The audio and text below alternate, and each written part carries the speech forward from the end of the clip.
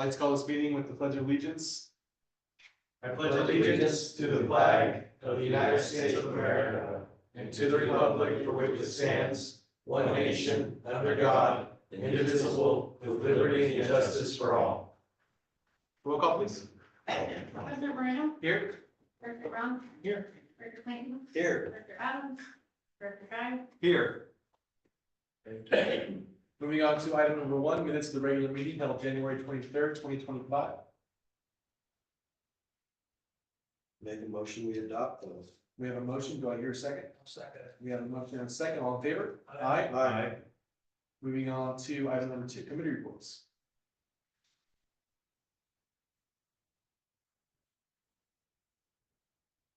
This is not what on.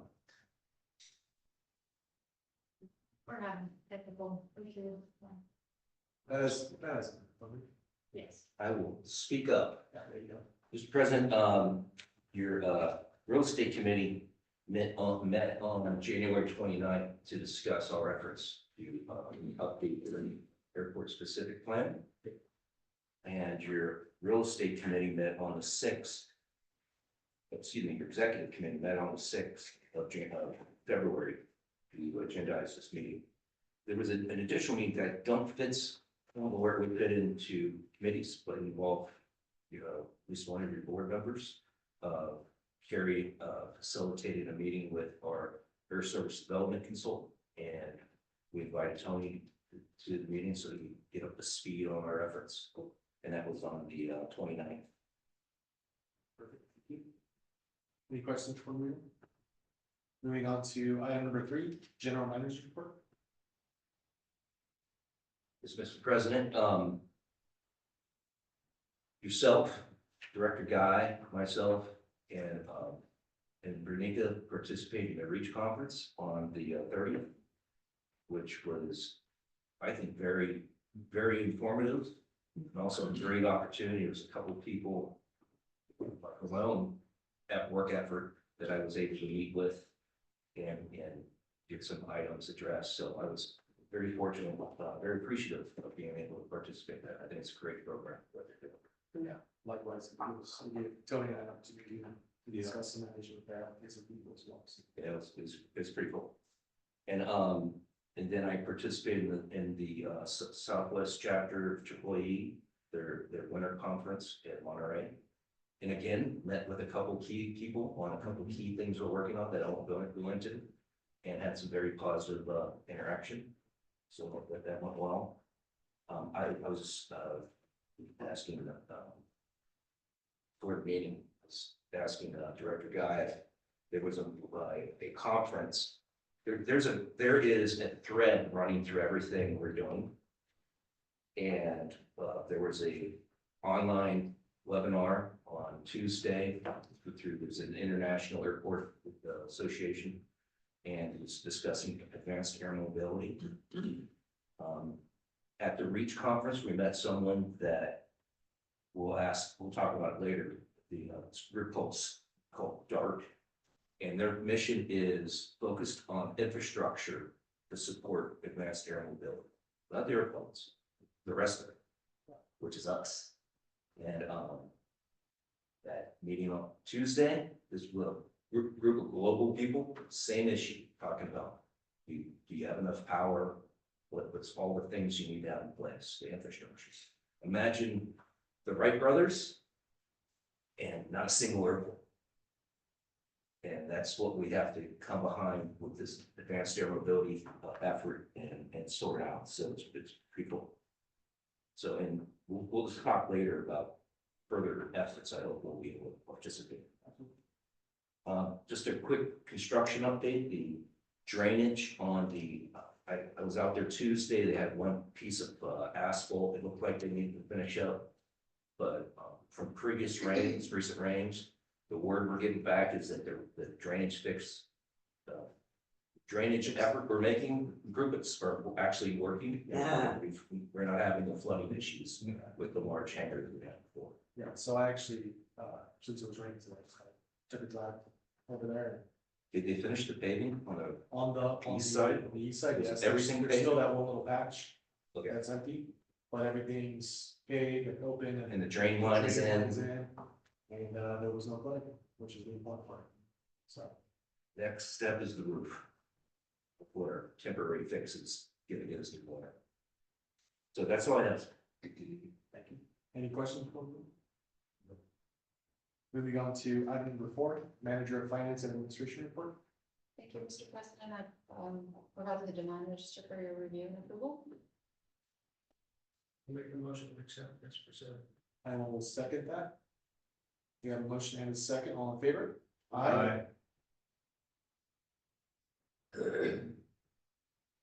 Yes. Good. All right, thank you very much. Moving on to item number 5, public session. Statements from the floor will be heard during public session. Request to speak forms are provided for those wishing to address the board. After completing the form, please give it to the clerk. Requests requiring board action will be referred to staff and brought on the next appropriate agenda. Members of the public are cordially invited to speak on agenda items as they occur. Staff reports covering agenda items are available for review in the offices of the general manager on the Tuesday prior to each meeting. The board will establish a time limit for receipt of testimony, in this case, 3 minutes. The board reserves the right to establish further time limits for receipt of testimony. Apparently don't have any. All right. We have that. So moving on to number 6, presentation by Forefront Power, providing an update on the solar project. Their presentation. Can you move it up also, I gotta see. They'll wait for me to look. It's not gonna go on this one, you don't like nothing. No. You can do it. Sorry, I was out yesterday.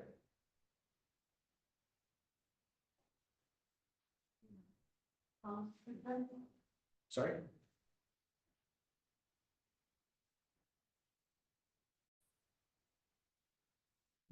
All right, ready right now? Yeah, so, the update we have for you today is just regarding, our design progress to date, and then just an updated schedule. Give us your name. Yeah, sorry. Thomas Hanson with Forefront Power. I'm the project manager for our company. The first slide I have here is just an overview of our design progress. And so, there's quite a few bullet points here, but the overall, kind of update is the city has reviewed our plan set to date. We've addressed some of the comments that they've given us from their planning department. The main hangup that we run into to date has been tree replacement and the city's requirements for tree replacement.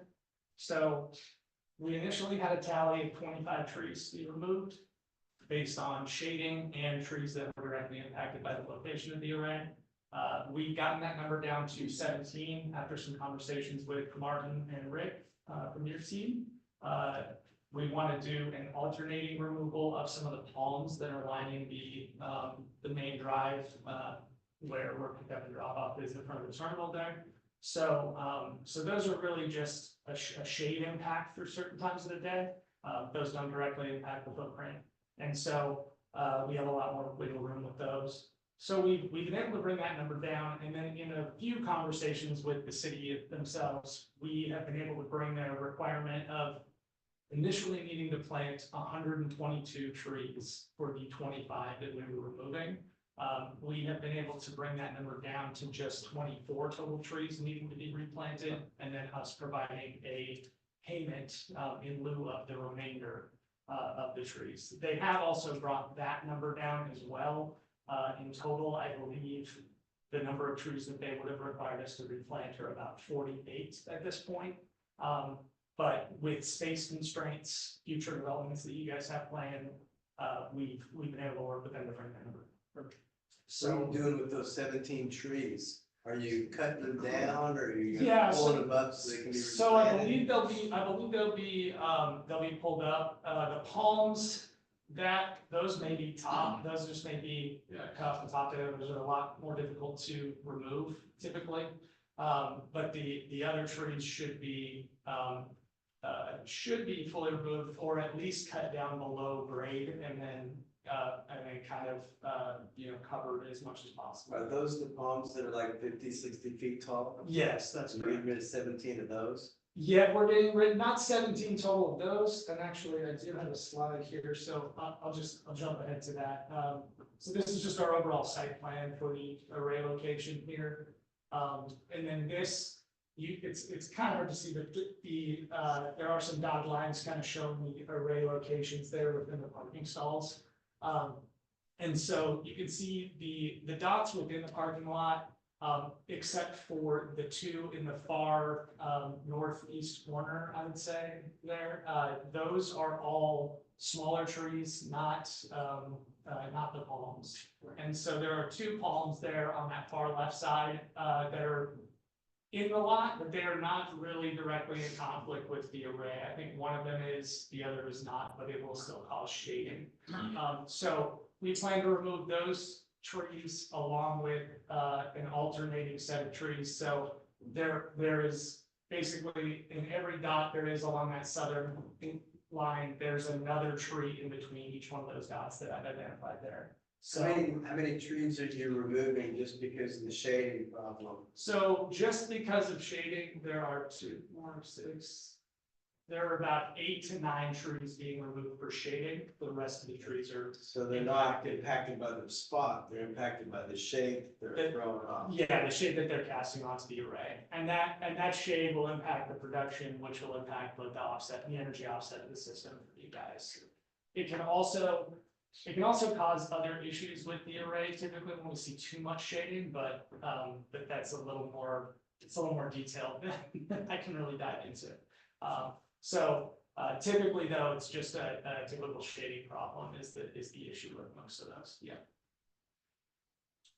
And so one of the requests that Martin and Rick had was to do that alternating plan as opposed to removing all of the palm trees that line that drive, just for it being a little more aesthetically pleasing. And from a production standpoint, it actually has not had the impact that we initially thought it would. We thought by leaving, half of those trees there that it would cause a greater impact than it did. And so it hasn't been as big of an issue to keep those trees in place that we thought it would be an issue. And then for the replanting zones, Rick had identified a couple of areas for us to replant these. He provided a couple of sketches for us, and so he's got these numbered here. On the left photo, you'll see number 1 down at the bottom. So that would be his first, or the district's first choice for replanting areas. And I believe you'd like to keep them along the red line, kind of in that L shape, along the edges of the area. And then location 2 would be our next option, and then 3 and 4 would be the last options if the city is not open to option number 1 being used or option 2 being used. Locations 2 and 3, he did make a note that those need to be set back 30 feet from the ditch that is there lining Skyway. So they would just need to obviously maintain that setback. So the plan is to bring the first location to the city, provide them with that option, and kind of get their feedback. We had shown them these locations previously, and they did not seem to have too much issue with any of these locations when we initially showed it to them. So this, I think, limits the impact of any future developments that you guys may have in the works or have coming down the road. That's a question. Do they have to be all in one location and identified? Could they be in all 4? They could be in all 4 locations. So if the district would like to spread them out and have, we have 24. So I mean, if we want to go with 6 in each location there, or if we want to do some 12 in one and a few others in some of the other locations, we can certainly look at that as well. This conversation started with the city basically telling us that we had a good plant forest at 122 trees. And I'm like, where in the world are we going to do that? And we went through a bunch of effort. And what we're trying to do is, if we're going to plant a tree, we hope it stays there forever.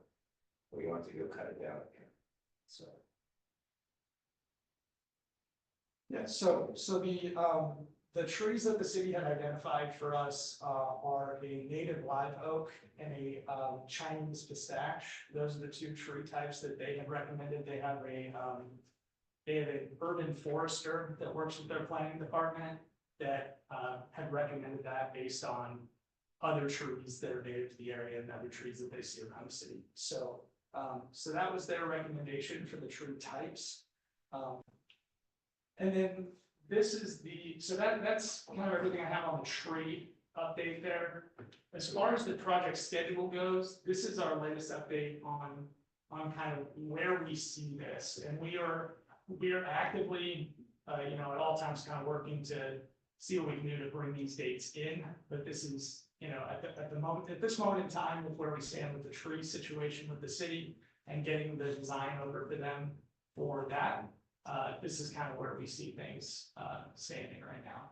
So we would begin with tree removal and then the subsequent array construction after the fact.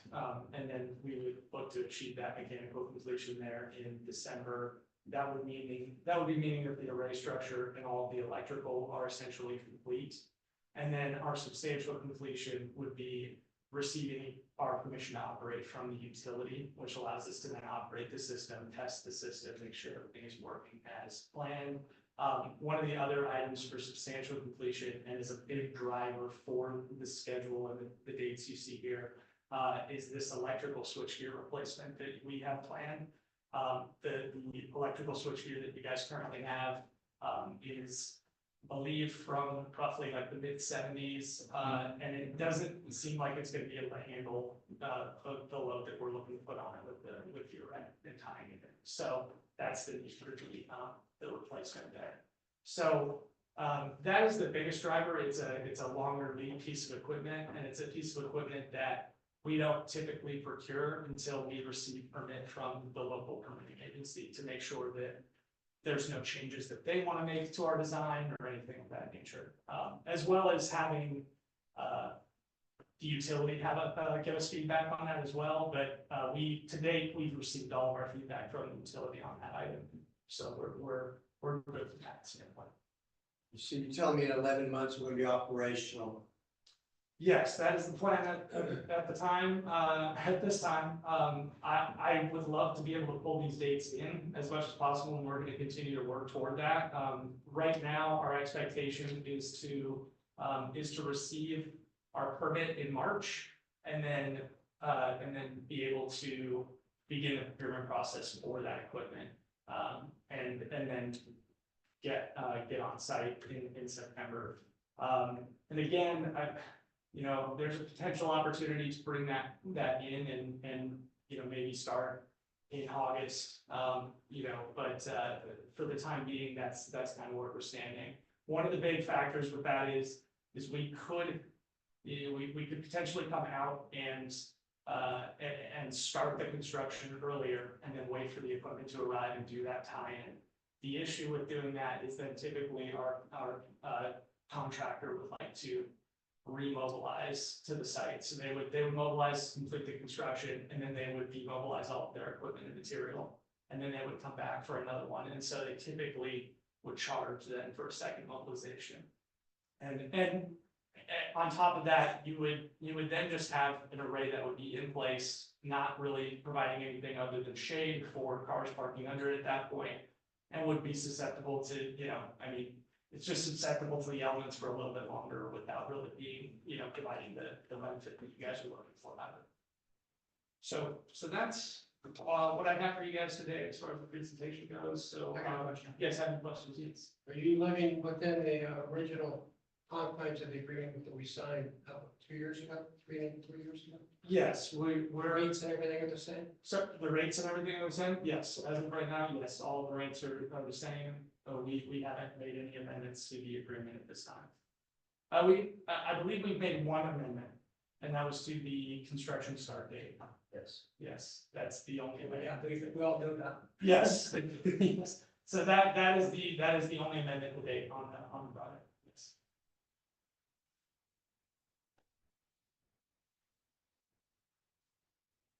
Any other questions? I think there should be a way to save some more of those trees, honestly, if they're just shade problems and, you know, you're smarter than that. Not that I'm a tree hugger or nothing, but you know, and there'd be less trees that we have to plant, I would imagine, if there's less trees we're pulling out of the ground. Guys started and all get that out. We've got this.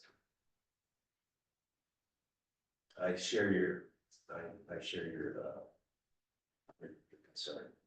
So the tree planting that you're gonna do, what you're gonna place them on, you put them in rows, like little crops, or how are you gonna? Yeah, so what the city requires is a 24-inch box tree, so the tree has to reach a certain level of maturity. I believe you'll just kind of see the typical, you know, couple of wood posts in the ground to make sure it's steady and able to grow from there.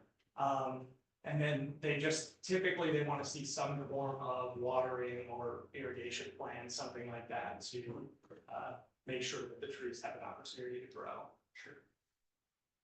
I think they have a standard requirement that the trees need to basically still be living within that first year after replanting, to make sure that we're not just planting them and then just saying, oh, we check the box and water work.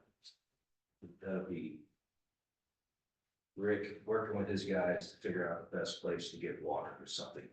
All those little variables we thought out. And that be their responsibility. Well, it's for water, so it's one way or the other, they have to get the water. So, yeah, I'm just saying, just details, little details like that to work out. And as far as the designing of that, if something like that goes, I mean, providing us with a location that we can tie into water, we can certainly work to design irrigation. I know typically, you know, and I'd like to take a look at our contract, because I don't know offhand here, but typically within our contracts, we usually stray away from responsibility with regard to irrigation. Typically because we're placing columns in locations where sometimes there are irrigation pipes underground, but we may hit them when we're placing our structures. And so we typically don't want to be responsible for having to repair that, because those irrigation lines are not easily found with an underground utility locate like we use for any electrical lines, gas lines, things like that. So I don't know with regard to this contract offhand. Yeah. And the question, because I wasn't here when this was originally done, how much larger is the array than what our current needs are for electricity? So the way the utility allows us to base it off of is, they don't necessarily allow for us to like plan for any sort of expansion or anything like that. So if your guys' needs for energy have gone up in the last, couple of years since we initially put in the application, it's hard to show that. We typically have to show the utility some historical data on the site. And then we're able to offset X amount of the energy use. And so similarly with the irrigation note, I don't know your exact number, but typically we're in the 90 to 95% range of energy offset, typically. That may be a little lower at this point in time based on you guys having some new needs and things like that, and new energy draws since then, but that's generally what we look to offset is about 90% of the footprint. Okay, good, because it seems to me with us being an airport, we need the provisions in place to expand. This EV, these AAMs we're talking about, this is real. People are going to be bringing in battery powered aircraft. And we're going to need to be able to provide electricity for these future endeavors of ours. Yeah, and a lot of the times, that's the important part about the way the utility allows for these types of agreements, is that with only using that historical data, it really limits the ability to, expand that need, before you really need it. It's usually at the time of. Just as long as we have the provisions to expand it later on. Yeah, sure, I mean, you would certainly have the ability, obviously, with the space you guys have in the parking lot, with, placing more arrays, things like that, to put in more system or a larger system down the road. As far as how it exactly would tie into ours, I don't know all the ins and outs of that. It would typically just tie back into another meter or the same meter that we're already tied into, that we're planning to tie into for this system. And then it would offset that, the current need that you guys have. So that's typically what we do in the event of an expansion down the road, if you guys wanted to explore that. Okay, thank you. Any questions? Anytime. Thank you. Appreciate your time.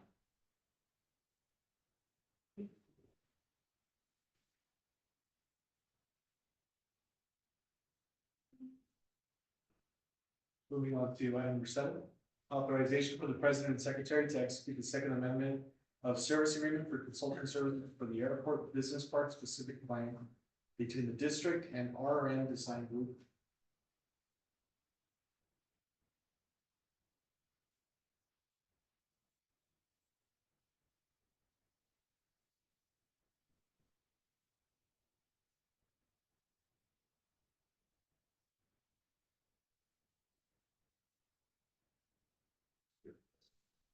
So we've been working, your real estate committee has been working with RMM on the update of the airport specific plan, chiefly that focuses on the south side of the airport, that is park development.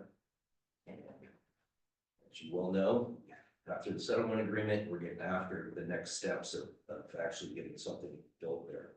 And there's two things that needs to be done, is we need to work on the circulation, engineering for the circulation information, and RM is recommending that we do some work on developing a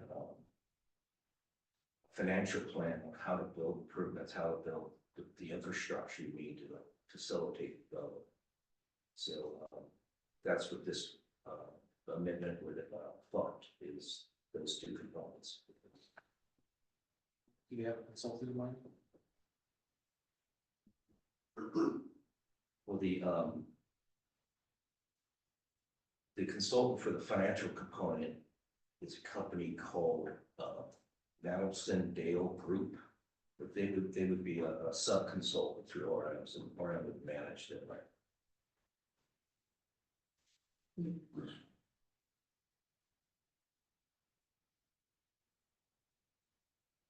Motion to accept. You have a motion, do I hear a second? I'll go ahead and second that. You have a motion and a second, all in favor? All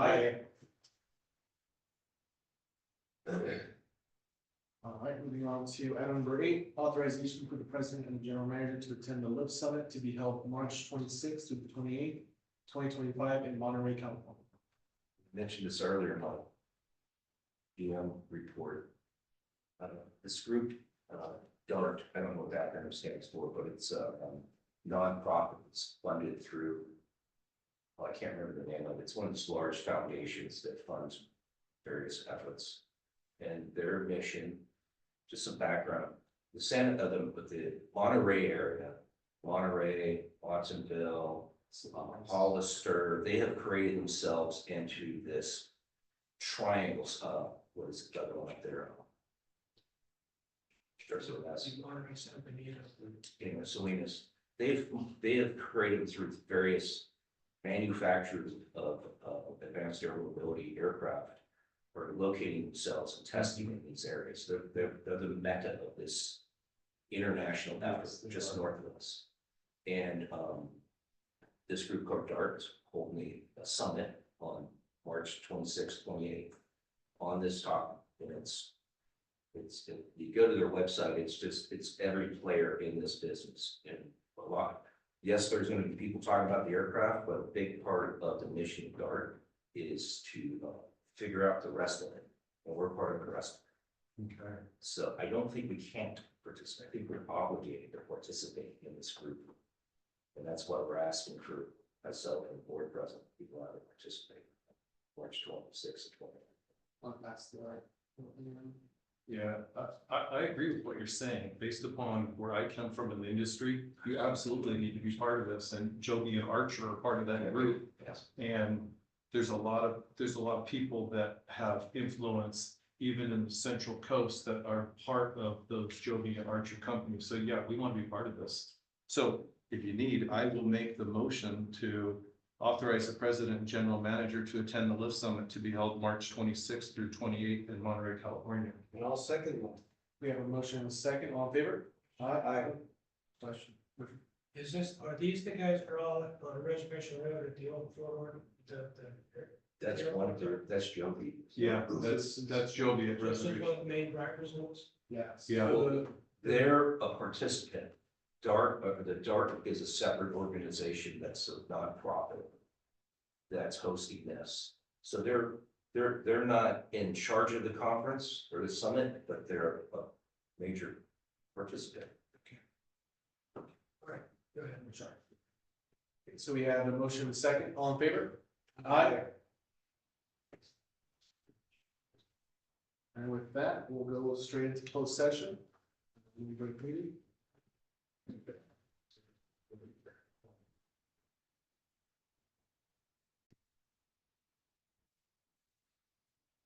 We are exiting closed session with reportable actions.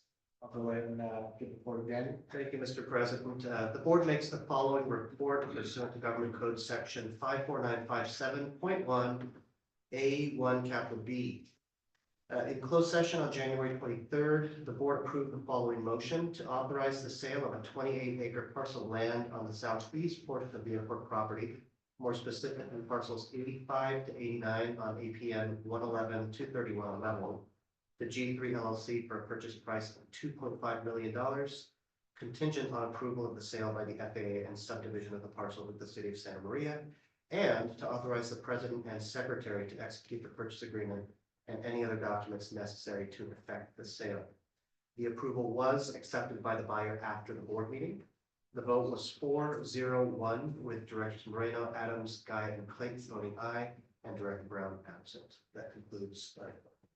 Thank you, Dan. With that, we move on to item number 10, director's comments. Let's go ahead and start with Steve.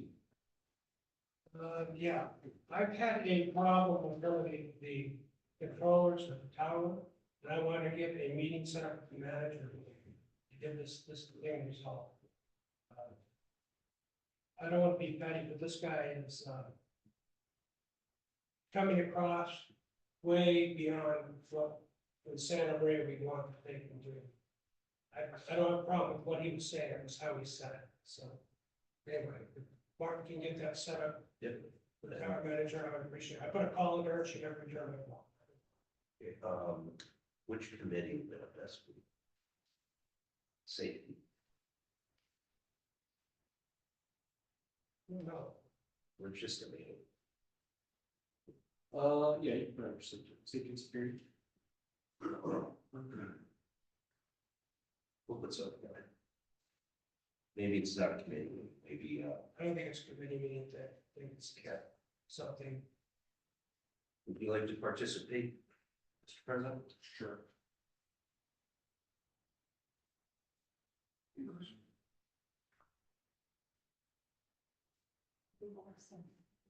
That's what I'm Do we need to pull together a marketing meeting for the, our international airport that we're gonna be putting in, so I'm looking forward to, ways that we can, get the word out with Mr. Woodrow, so that we can have Mr. Tom Woodrow, our ambassador, to, what's the term, what was that again, Tom? The ambassador, what? I think you've got The ambassador. And I think we need to, because that's coming around, and so we really need to, be on top of the marketing, and that's no joke. Because if we're not, then we might look the same way as 09, we're gonna look that way, so. And then the solar project, I'm really glad that's going in, and, limiting the trees getting taken, I'm really glad that's going in. Because when I came to, Santa Maria and I walked out the door, I knew I was in California when I looked up and I saw these big old huge 60-foot tall palm trees. Because you don't see those back where I'm from. When you look up and you see them, you're like, wow, you're in California. So that's kind of, I hope we don't lose those trees. And if it's because of the shading, come back a little bit. Little extra cutting and let's keep them. I'm all for that. I don't know. But, yeah, that's my comment. The only comment I had relative to the solar plan is that we absolutely have to have the solar company put in the provisions for us to expand the solar array or the solar field, because we're going to be needing more electricity than we do today. The airport's running at a low capacity. When it's running at a higher capacity, we're gonna consume more electricity. And then relative to what we we're talking about with the electric vehicles, we're going to need the capacity eventually, so let's put in the access to that provision now so that we don't have to pay for it again in the future. That's it for me. Okay. Yeah, I absolutely agree. You know, if you were to ask me what sort of stages or phases that this airport during my tenure here, since I've been here, are, right? So the first thing that we really focused on was compliance, getting everything regulated and sorted out with the different agencies and getting us back on track there. And now I strongly feel like we're in the infrastructure phase, really focusing on getting our infrastructure better, getting everything sorted out and looking at these future developments as well, to get all that sorted out as well. So just looking forward to, going through that. So that's my comment. And, I guess that moves us on to, item number 11, adjournment. Do I have a motion? Motion. Second? Second. All in favor? Aye. Good job. Better. Yeah. Weather. Oh, geez, I got a whole story.